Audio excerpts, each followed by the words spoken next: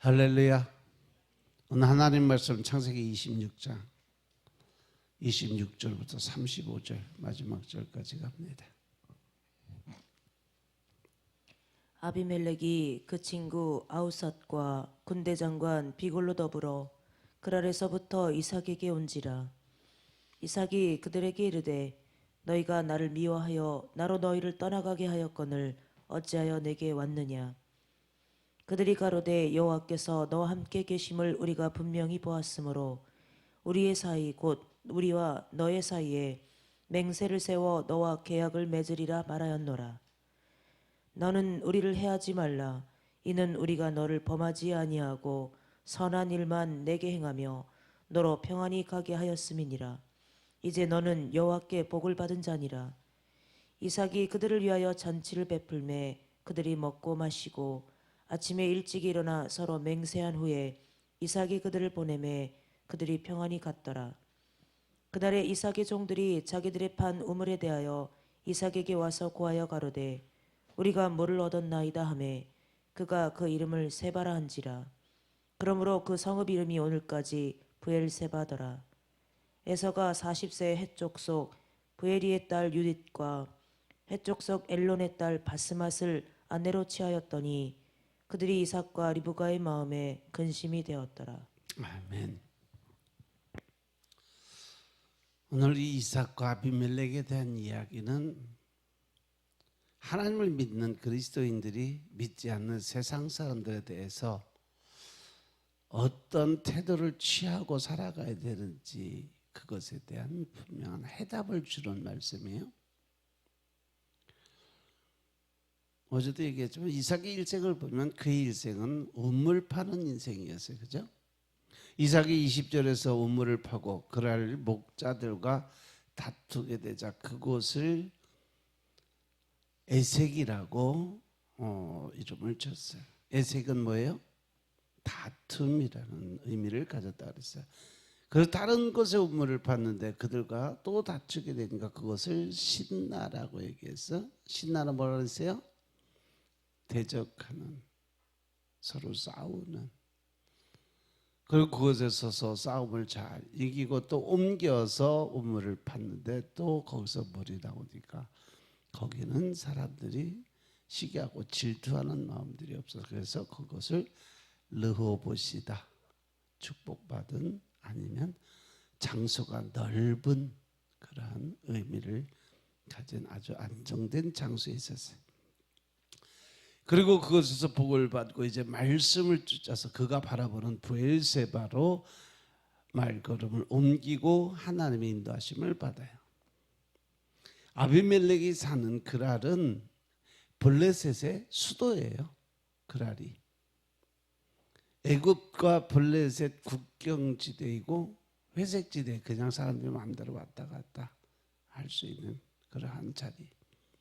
그리고 브엘세바는 아브라함이 이삭을 번제로 드리고 하나님의 말씀을 듣고 간 곳이 바로 브엘세바예요. 이 브엘세바는 아브라함과 이삭이 친밀히 생각했던 곳이고 고향과 같은 그러한 곳이, 아브라함의 믿음을 생각할 수 있게 만드는 것. 그런데 그 브엘세바로 이삭이 갔다는 것은 바로 영적인 가나안으로 올라갔다라는 의미가 있죠. 그런데 왜 이삭이 브엘세바에 가게 됐을까? 이제 그는 육적인 삶을 살기 위한, 즉 우물을 파는 것이 목적이 아니라 그의 마음속에 목적지가 바뀌어버렸어요. 그래서 그가 찾는 곳 가나안이죠. 즉 영적인 가나안, 천국을 바라보며 하나님께 경배를 드리는 자리에 들어갔어요. 그래서 26절부터 29절의 말씀을 보면 하나님께서 내가 너와 뭐를 맺는다 그래요? 계약을 맺겠다. 그 본문에 보니까 시기와 질투로 인해서 쫓겨나게 된 이삭에게 그랄 왕이 그의 친구와 군대 장관까지 데리고 와서 화평을 청해요. 아직 흉년이 안 끝난 상태에서 보니까 이삭의 집, 이삭의 땅들만 다 옥토가 돼서 농사가 잘 되는데 자기들은 아직도 먹을 게 없는 상태로 있는 거죠. 그러니까 어떻게 오히려 그 왕이, 아비멜렉 왕이 이삭에게 와서 식량을 구걸하러 온 거나 마찬가지예요. 친해진다는 것은 그에게 뭔가를 요구하기 위해서 찾아온 거죠. 우리도 살다가 보면 생전 안 만났던 사람도 필요하면 연락해서 또 찾아가잖아, 그죠? 똑같은 거예요 지금. 이삭이 볼 땐 자기 때문에 쫓겨나와서 여기까지 와서 지금 있는데, 군대 장관, 자기 친구가 군대 장관까지 데려와서 하는 말이 29절에 보니까 뭐라 그래요? 우리가 너를 범하지 않고 선한 일만 내게 행해줬고 내가 평안히 가게 해줬으니까 우리 이제 다시 친하게 지내자. 사실 그래요? 아니잖아. 쫓아냈잖아. 그리고 그가 잘 되는 꼴을 못 받고 아예 바깥으로 밀어냈는데 나온 자리가 더 잘 되는 자리에 가 있던 거예요. 그런데 반대로 얘기하면서 친해지자고 찾아왔어요. 적반하장도 유부스지, 그지? 적당히 와서 용서를 구하고 미안하다. 사과를 해도 만나줄까 말까 한데, 그래도 이삭은 그 모든 짜증, 분노, 혈기 다 참고 그 사람들을 참 잘 대해줬어요. 근데 이게 바로 지금 우리가 사는 세상 사람들의 본질적 모습 아닐까요?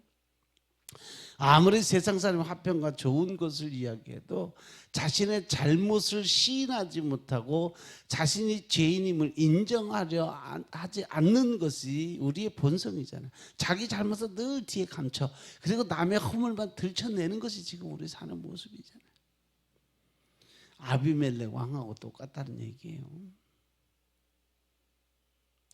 특히 믿는 여러분들은요, 이런 사람과 동행하지 말아야 돼요. 사람이 겉다르고 속다른 사람, 그죠? 예수님을 잘 믿는 것 같은데 하는 짓을 보면, 말하는 거 보면 전혀 그렇지 않은 사람들, 그러면서 자기의 실체는 인정하지 않고 자기 잘난 것만 자랑하는 사람들.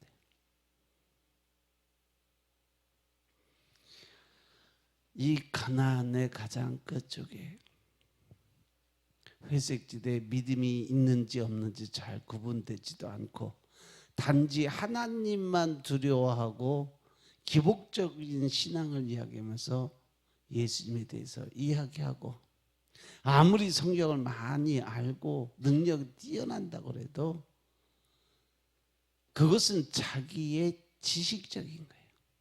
그러니까 자아를 못 들여다봐요. 그러니까 근본적으로 자신이 죄인이고 연약한 존재고 아무것도 아닌 존재를 고백할 수 없는 사람이라면 하나님과 동행할 수가 없는 거죠. 하나님과 동행할 수 없는 사람은 우리가 같이 동행하고 살아가면 우리는 늘 당하는 자리에 들어가요. 왜? 마귀 사단을 섬기는 거와 똑같은 자리에 들어가는 거거든요. 그래서 얼마나 많은 사람들이 여기에 속아 넘어가는지 몰라요.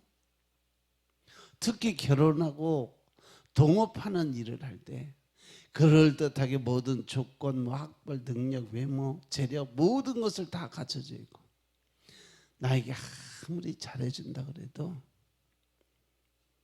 자신이 어떤 사람인지 인정할 수 없는 사람과는 결혼을 하면 100% 깨지고 고생하게 돼 있어요. 동업하게 되면 100% 깨지고 마음의 상처만 받게 돼 있어요. 왜? 언젠가 반드시 배반하니까.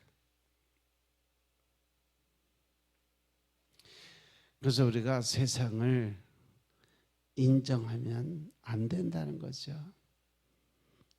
29절의 말씀처럼 우리가 너를 범하지도 않고 선한 일만 내게 행해서 너로 평안히 가게 해줬다. 지금 나는 너한테 최대한 잘해주고 있었다는 얘기죠. 뭐든지 다 잘해. 배반하고 내쫓아버렸음에도 불구하고 다시 와서 부탁하려니까 자기가 잘한 것들만 얘기하지 잘못한 건 인정을 안 하는 거예요. 그래서 자기 죄를 인정 못하는 세상의 왕 아비멜렉은 믿음의 동역자가 될 수 없다라는 결론이 나와요. 나를 인정해 준다고 또 나를 이해하고 사랑한다고 나의 동역자가 되는 것이 아니라는 거죠. 우리는 이것을 분명하게 분별하지 못해서 결혼 생활과 사회 생활에서 숱한 배신을 당하고 살아가는 거예요.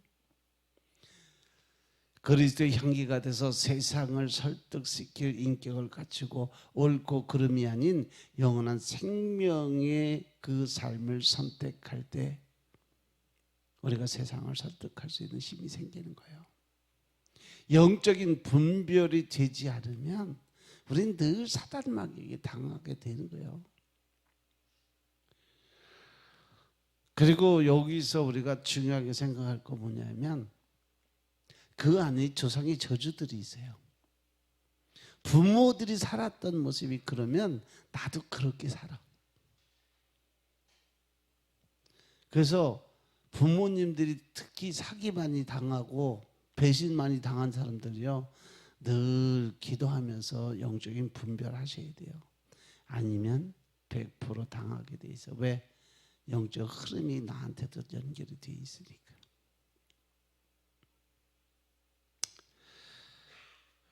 그리고 30절 31절에 보면 하나님께서 너와 함께 계심을 우리가 분명히 보았다. 왜? 자기가 그냥 마음의 양심에 찔리는 가정에서 찾아가서 자기 의의를 드러내고 또 자기가 잘했다고 이야기할 때 이사가 아무 말도 안 하고 그 뒤에 뭘 해줬어요? 잔치를 베풀고 그들을 풍요롭게 먹여주고, 그리고 나서 약조를 했다는 것은 그만큼 서로 도와가며 살아가자는 약조예요. 그런 걸 받고 나니까 그 사람이 하나님에 대한 인정을 먼저 하는 거예요. 내가 너를 찾아온 이유는 뭐야? 내가 여호와 함께 계심을 우리가 분명히 보았으므로 네가 복 받는 걸, 너가 믿는 그 신에게 복을 받는 걸 내가 분명히 보고 깨달았으니까 인정하겠다라는 거죠.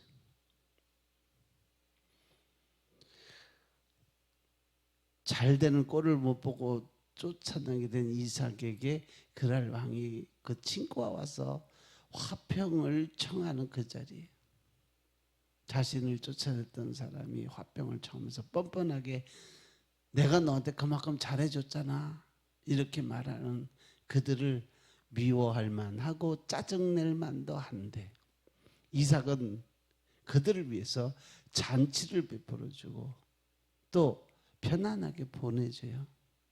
그 앞에 보면 이제는 네가 가진 그 권세 능력이 나와 같이 대적할 수 있는 그 정도의 힘이 있다. 즉 전쟁을 해도 내가 질 것 같다. 이런 말이거든요.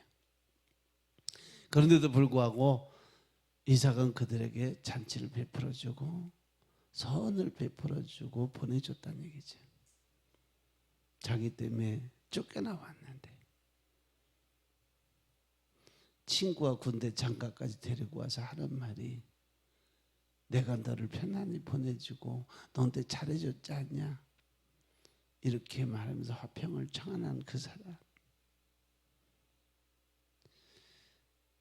누구하고 이렇게 동업을 하고 또 누구 친구들하고 같이 이렇게 생활을 하다가 자기의 모든 걸 다 해서 줬는데 어느 순간에 배반하고 뒤통수 맞은 사람 여기 다 있을 거예요. 그죠?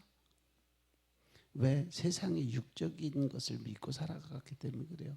사람을 믿어서 그러는 거예요. 그래서 우리가 하나님 믿는 사람들은요, 최소한 하나님이 주신 그 영적인 권세를 가지고 세상 사람들을 하나님의 그 능력으로 설득시킬 수 있는 능력을 가져야 돼요.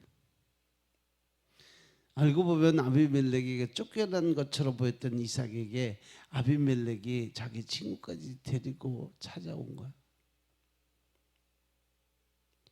주님 때문에 떠났기 때문에 아무 변명도 하지 않고 열심히 우물만 파고 있었더니 세상 사람들이 인정하는 일이 생겼다는 거죠. 네가 진짜 복받은 사람이라는 거죠. 네가 믿는 진짜 신이 대단한 신이라는 것이에요. 우리도 마찬가지입니다. 지금 살아가는 것이 자존심이 상해도, 지금 다 말은 못해도 내가 하나님이 말씀하신 거기 때문에 선택하고 순종하고 복종하는 길이라면 하나님이 인정하고 세상 사람들이 인정하는 그때까지 기다리라는 거죠. 내 생각과 내 때가 찼다고 해서 그걸로 인해서 화내고 분내고 짜증내고 결국 그거는 내가 사단한테 당한다는 거죠. 그래서 이삭이 아비멜렉 왕이 찾아왔을 때 그래도 질문을 하잖아. 나한테 왜 찾아왔냐? 그리고 나를 인정해 준다고 무조건 감지덕지 할 것이 아니라 과거에 대한 입장을 정리하고 단호할 때는 단호하게 끊어내야 돼요. 그 단호하게 끊어내는 걸 못하니까 당하는 거예요. 그래서 제가 여러분들에게 늘 예와 아니오를 분명하게 하는 것이 하나님의 뜻이다. 예, 아니오가 분명치 않으면 결국 우리는 늘 당하고 살게 돼 있다. 아비멜렉은 어디서든지 계속 우물을 파고 그것을 온전히 기쁘게 여기는 이삭에게 하나님이 함께 계심을 내가 분명히 보았다라고 이야기를 해요. 그래서 영적인 진실성의 결과로 나타나는 인내가 최고의 축복의 자리인 것임을 믿으시기 바랍니다. 치졸하고 연약하지만 그동안 잘 참고 인내한 이삭에게 아비멜렉은 우리를 해하지 말라라고 당부하잖아. 큰 소리를 치면서 나중에 죽는 소리까지. 이처럼 목적이 분명한 사람에게는 저절로 권위가 생기게 되어 있습니다. 온전히 인내를 이루며 하나님의 함께 하심을 보일 때 세상 사람들을 설득할 수 있는 권세가 생겨날 수 있다는 거죠. 그래서 우리는 세상을 감동시키는 삶을 살아야 돼요. 아멘. 이삭이 자신을 괴롭힌 그랄 왕에게 잔치를 베풀었던 것처럼 이상한 소리만 하고 사과도 하지 않는 아비멜렉 왕에게 더 이상 기대하지 않고 대접하는 것이 그를 감동시킬 수 있는 능력이라는 거죠. 최소한 그가 필요하게 의해서 찾아왔으니까.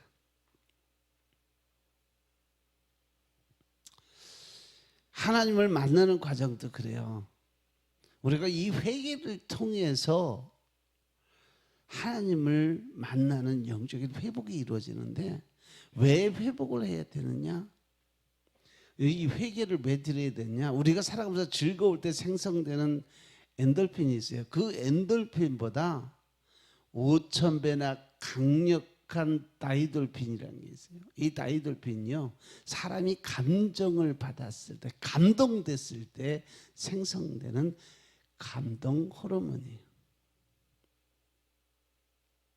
따라서 인간은 자존적 교만이 있어서 자기 죄를 직면하지 못하기 때문에 자신의 부족을 솔직하게 시인할 때, 아, 내가 죄인이구나, 주님 진짜 제가 잘못했습니다, 이렇게 회개 드릴 때 최고의 감정이 올라와요. 거기서 나오는 게 바로 다이돌핀입니다. 내가 가장 힘들고 어려울 때, 머리 복잡해지고 그럴 때 내가 돌아온 지난날의 잘못을 회개하면서 하나님과 진짜 직면으로 만날 수 있는 회개의 눈물이 나오는 그 순간에 이미 나는 모든 몸의 상처 치유가 이루어진다는 거죠.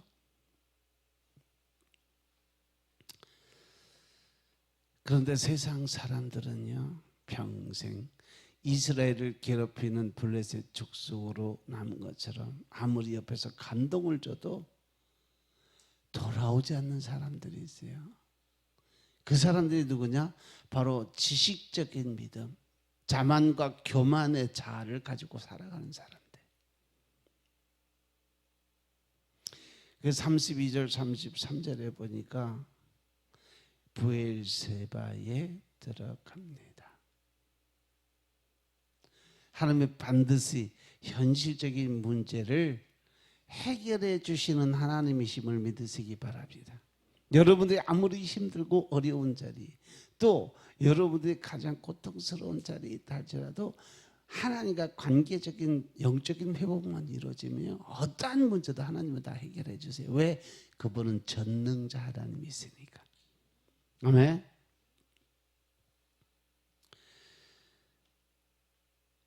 이삭에게 가장 필요했던 것이 물이었던 것처럼 우리의 현실적 문제도 그 물이 솟아나는 그 구덩이를 파는 그러한 현실을 바라보는 문제 해결할 수 있는 그 능력적인 힘도 반드시 필요해요.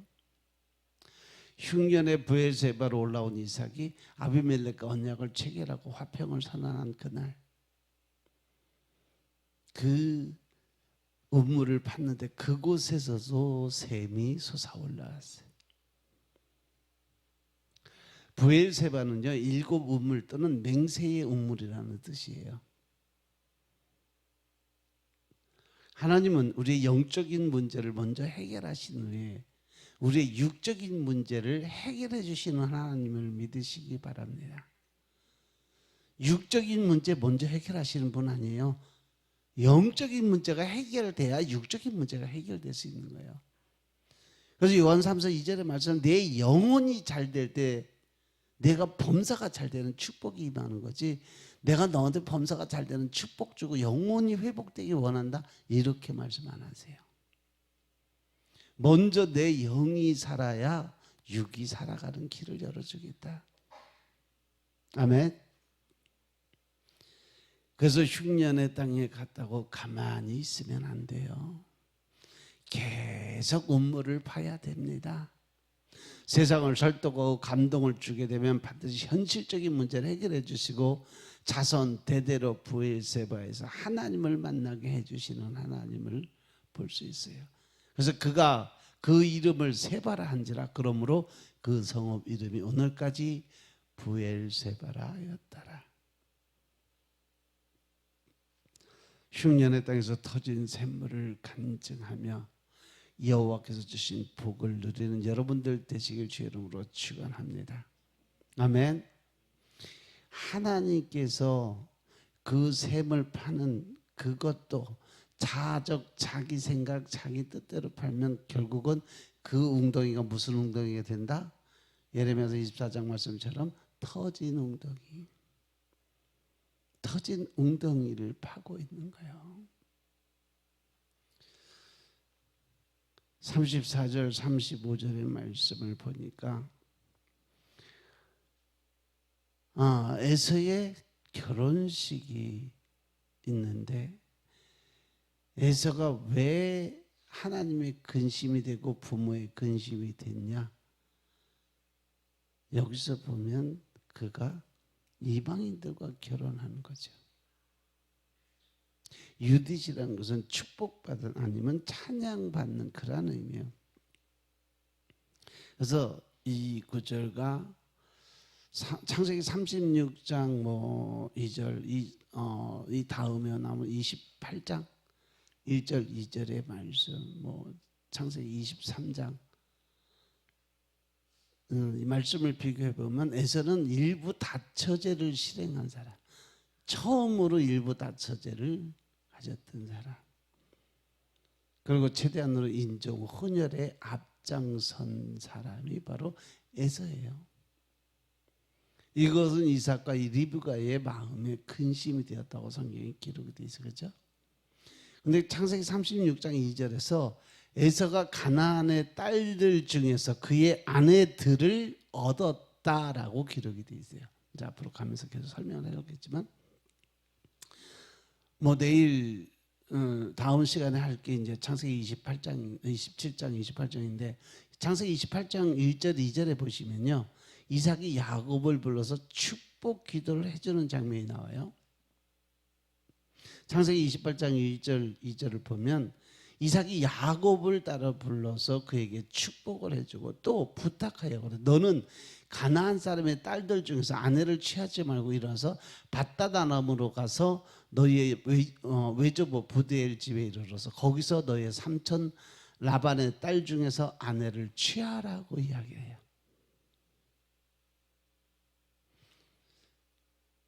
26장 마지막에 에서의 결혼을 이야기하면서 그의 결혼, 에서의 결혼의 특징을 보면 두 가지 특징이 있어요. 첫째는 아내가 둘째는 그 아내의 출신이 가나안 땅의 여자들이에요. 여기서 보면 에서와 아내가 이삭 리브가의 근심이 근심이 되었다고 이야기하는데 이들 중에 또 문제가 되는 것은 일부 일처제에 파괴하는 일부 다처제를 만들었던 게 더 그것보다도 이들의 출신이 가나안 해쪽 속이었다는 사실이에요. 왜냐하면 이방 여인은 당연히 이방 신을 섬기는 일에 상관이 되어 있어요. 그래서 신앙의 이탈, 오염에 우려가 됐다. 우리도 지금도 그래요. 믿는 사람들은 믿는 사람과 결혼해야 되는 분명한 이유는 믿지 않는 사람과 결혼하고 나면 신앙을 뺏겨버려요.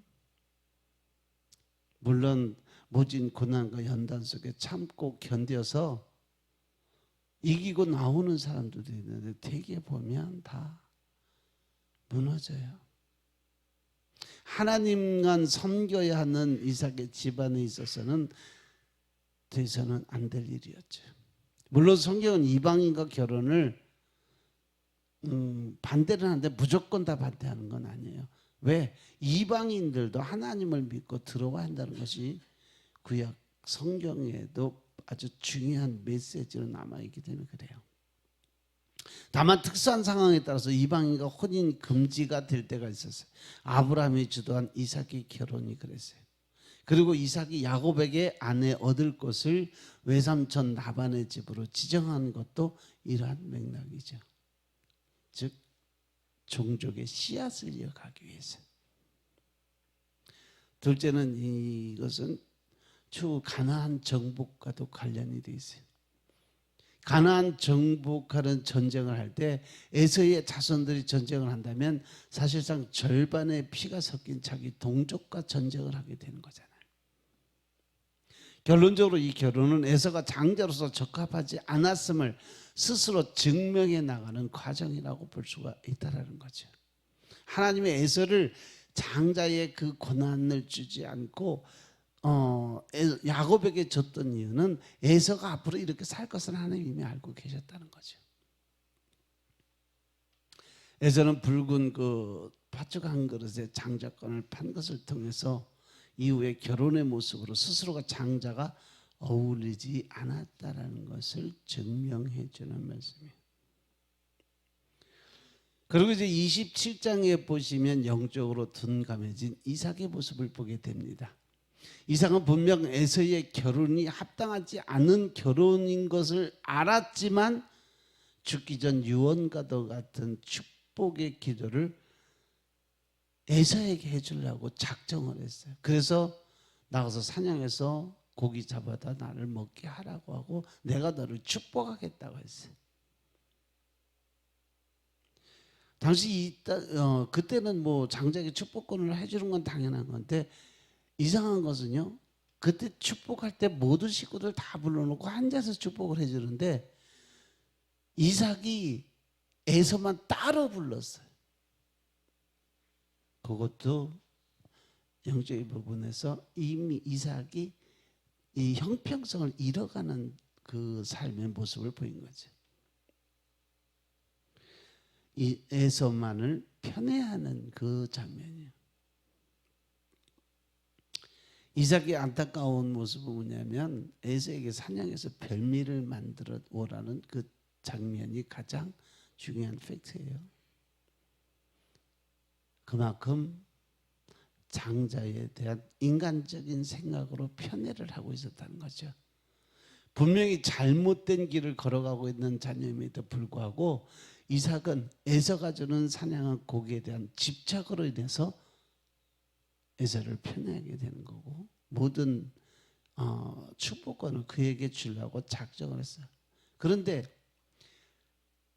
이삭은 이미 알고 있었어요. 하나님이 뱃속에 태중에서 애가 싸울 때 작은 놈이 큰 놈이 작은 놈을 섬기게 될 거라는 것을 이미 알고 있었어요. 그럼에도 불구하고 자기 생각대로 장자 에서를 택했던 거죠. 장자로 적합하지 않았던 모습을 봤지만 사냥한 고기는 이삭의 영적인 눈을 멀게 만드는 거죠. 지금 이삭의 눈은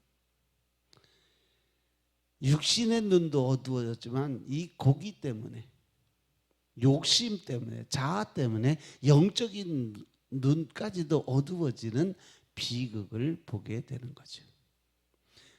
마치 에서가 붉은 죽 한 그릇에 장자권을 팔아먹는 것처럼 이삭은 사냥한 고기의 축복권을 팔아먹는 거나 마찬가지의 형세를 취한 거예요. 그러니까 속이려는 리브가와 야곱의 모습이 나타나게 되는 거죠. 근데 이게 보면 사실 아브라함부터 시작됐어요. 조상의 저주예요. 자신의 아들을 두 번이나 누이라고 속였고 그의 아들 이삭 역시 아버지처럼 자기 아내를 누이라고 속였어요. 그런데 속인 이삭이 이제 자신의 아내와 아들 야곱에게 속게 되는 거죠. 이삭과 에서의 대화를 엿들은 리브가가 마치 사냥의 고기를 요리한 것처럼 염소새끼 2마리를 잡아서 요리를 해서 자기 아들 야곱을 이삭으로 둔갑시켜서 축복을 받게 하는 일이 벌어진 거예요. 근데 염소로 속였던 야곱은 나중에 또 자신의 자녀들에게 염소로 속게 돼요. 자신이 가장 사랑하는 아들 요셉을 팔아넘는 형들이 요셉의 옷에다가 뭐를 묻혔어요? 숫 염소의 피를 묻혀서 그 아들이 죽었다라고 거짓말을 시켜요. 야곱은 자신의 아들뿐 아니라 외삼촌 라반에게도 염소 때문에 속게 되죠. 결혼할 때 아내 일에 속게 되고 오래 일한 노동의 대가를 속게 되고 목적이 아무리 거룩하다 하더라도 그 방법이 거룩하지 못하면 그 비극은 계속 대를 이어간다는 사실 명심하시기 바랍니다. 아멘. 아브라함 때부터 야곱과 그의 아들들까지 서로 속이고 속는 일들을 통해서 서로 받은 것은 상처밖에 없는 거죠. 그래서 우리가 아무리 힘들고 어렵다 할지라도 정직한 방법, 하나님의 뜻에 합한 방법으로 순종하는 것이 바로 모든 저주의 끈을 끊는, 비극을 막는 그러한 삶으로 살 수 있다는 거 명심하시고 늘 말씀에 의지해서 하나님의 뜻, 하나님의 방법대로 순종하며 살아갈 수 있는 여러분들 되시길 주님으로 축원합니다. 아멘. 기도드리겠습니다. 아버지 하나님 감사드립니다. 오늘도 믿음 안에서 우리가 하나님을 바라보게 하시고 또 능력과 권세 안에서 하나님의 뜻을 세워가게 하시니 감사합니다. 이 시간도 우리가 하나님의 의를 깨닫고 알게 하시고 더 큰 하나님의 사랑을 나누고 베푸는 자리에 들어갈 수 있도록 축복하옵소서. 오직 성령님의 인도하심에 따라 오늘도 하나님이 웃으시게 할 수 있는 또 하나님을 기쁘게 해드릴 수 있는 하루를 살게 하옵소서. 모든 말씀 우리 주 예수 그리스도 이름으로 감사드리며 기도드려사옵나이다. 아멘. 하늘에 계신 우리 아버지요 이름이 거룩히 여김을 받으시오며 나라의 마오시며 뜻이 하늘에서 이루어진 것 같이 땅에서도 이루어지이다. 오늘날 우리에게 일용한 양식을 주옵시고 우리가 우리에게 죄 지은 자를 사해 준 것 같이 우리 죄를 사해 주옵시고 우리를 시험지 말게 하옵시며 다만 악에서 구하옵소서. 대개 나라와 건세와 영광이 아버지께 영원히 있사옵나이다. 아멘. 각자 기도하시고 돌아가시기 바랍니다.